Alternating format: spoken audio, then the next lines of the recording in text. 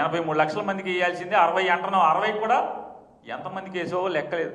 1 లక్ష మందికి కూడా 13,000 పడలేదు. ముక్కలుగా వేస్తామన్నారు. గొప్పలు మాత్రం 13,000 ఇచ్చేసామని చెప్పి మీటింగ్లు తండ్రి కొడుకులు ఇద్దరు ఊరూరా తిరుగుతున్నారు. ఇది అమ్మఒడి కాదు, మా అబ్బాయి కనిపెట్టాడు దీన్ని, ఇది కొత్తదని చెప్పి చెబుతున్నాడు. సిగ్గు శరం ఏం సాధారణంగా ఏం చెప్పాలి? పిల్లలు దొంగతనాలు చేస్తే తండ్రి కర్రొచ్చుకుని 4 బాధి అది తప్పురా దొంగతనాలు చేయకూడదురా అని చెప్పి చెప్పాల్సినటువంటి తండ్రే కొడుకు దొంగతనాలు దగ్గరుండి నేర్పిస్తున్నాడు. ఎందుకు?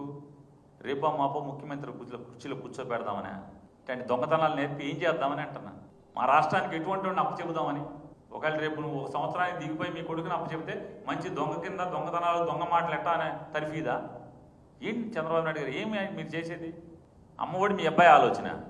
నవ్వుతారని కూడా అనుకోరా?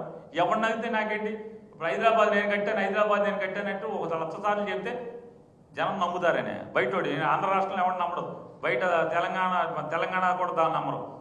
ఉత్తరప్రదేశ్లోనో ఒరిస్సాలోనో చుట్టుపక్కల తమిళనాడులో నిజంగా హైదరాబాద్ అంతా చంద్రబాబు కట్టారని అనుకుంటారు కదా. చెప్పగా మనకి బాగా ఊదే ఛానల్స్. రేపటి నుంచి కూడా మన మొత్తం ఈ టీవీ 11 ఛానల్స్ ఉంటాయి కదా. మన ఈ అమ్మఒడి అబ్బాయి కనిపెట్టాడు అని చెప్పటానికి తప్పితే అట్లాగే ఏమి ఏంటి అసలు మీరు ఈ అబద్ధాలు ఏంటి? ఎవరికి అసలు ఈ దీనస్థితి రైతులను పట్టించుకునే పరిస్థితులు ఉండవా? ఇంకా తగుదునమ్మా అని చూడాలి. ఇక డ్రామా యాశాలు. ఆయన ఏం చెప్తాడు? వీళ్ళు ఏమన్నారు? సినిమా సెట్టింగులు. అచ్చెన్నాయుడు గారు మాట్లాడతాడు. విచిత్రమైనటువంటి వ్యవసాయ శాఖ మంత్రి రాష్ట్రానికి ఉన్నాడు. రైతు విషయాలు తప్పితే అన్నీ మాట్లాడతాడు, రాజకీయాలు మాట్లాడతాడు. ఆయనకి రాజకీయ శాఖను ఒకటి పెట్టాలి.